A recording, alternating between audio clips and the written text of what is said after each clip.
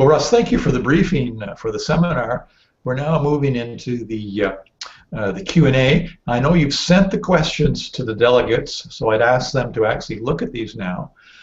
But I think what you want to do now is go over each question, maybe give a little bit of perspective in each. So can you please provide that insight for us?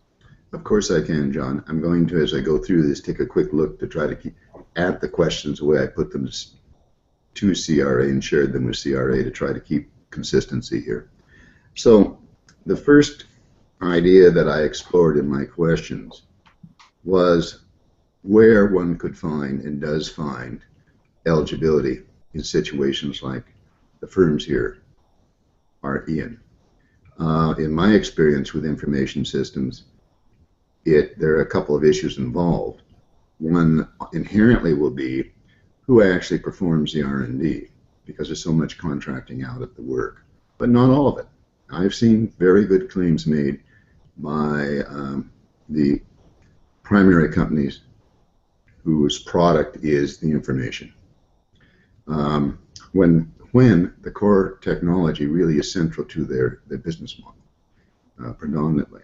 So what I have seen over the years is that eligibility occurs when a company is trying to adopt the new technologies and use them in situations and for purposes that have never been conceived of, or certainly have not been successful.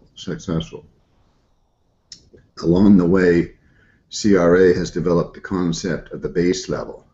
Well, that, if you can identify it, is the base level.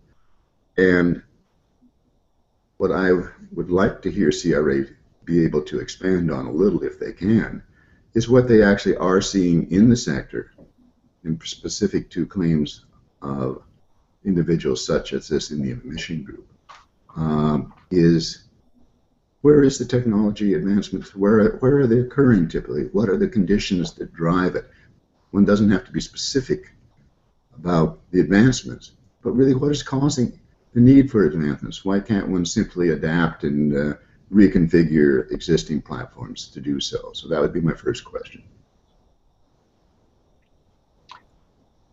And your second question? I guess underlying this question for CRA has been a challenge to all of us, as you know, is what is really a technology advancement in the IT sector.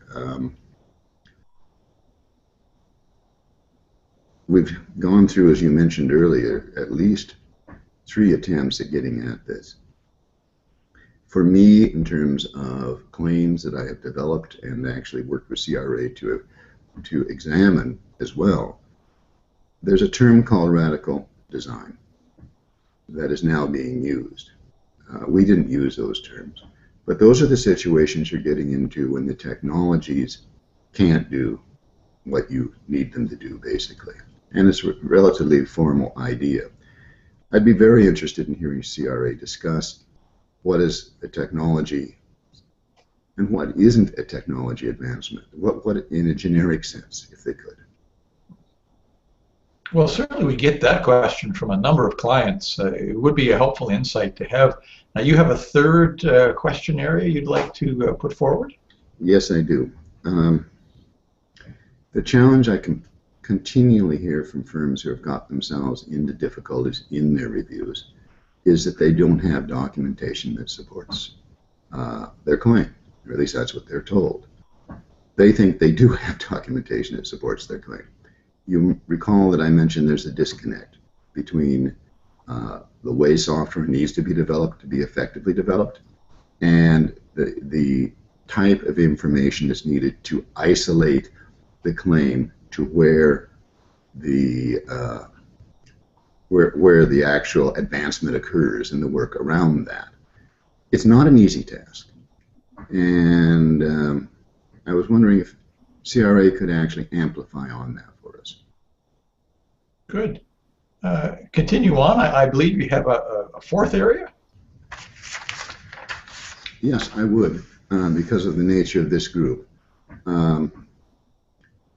One of the issues I just mentioned earlier is that it's important to understand who actually performs the advancement. It may be one of the companies here, it may be their contractors, and it actually may be the companies that are supplying those contractors with tools. It could be any way along this spectrum of participants in developing good software for information systems.